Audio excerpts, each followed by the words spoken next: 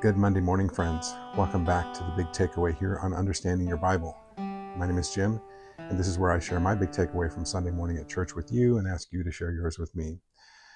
This past Sunday, our pastor continued in the series on the Gospel of Mark, and he was talking about Mark chapter 11, the account of the triumphal entry, the events of Palm Sunday.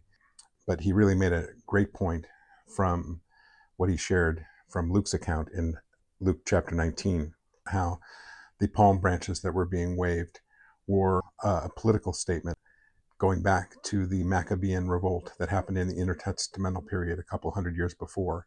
And it sent the message that the main thing we want from you, Jesus, is liberation from Rome.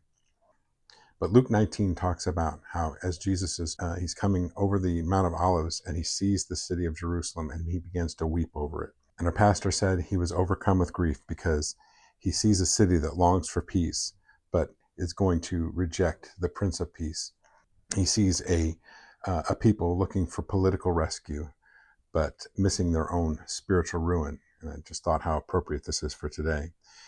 He saw the hearts that wanted liberation from Rome, but they gave no thought to their slavery to sin. And this is the heart of Jesus. He knows that every deepest need that we have can be found in him. And so our pastor asked us the question and challenged us, what do we see as we look over our city today? Does it make us weep? Do we see those souls out there who are looking for political liberation or perhaps financial liberation, but they're missing their slavery to sin that Jesus came to deal with? Do you have a heart for these people? Do you weep for them? Are you willing to share Jesus with them? That was my big takeaway from Sunday morning. Did you go to church? Let me know in the comments, and then we'll see you next week. Thanks, friends.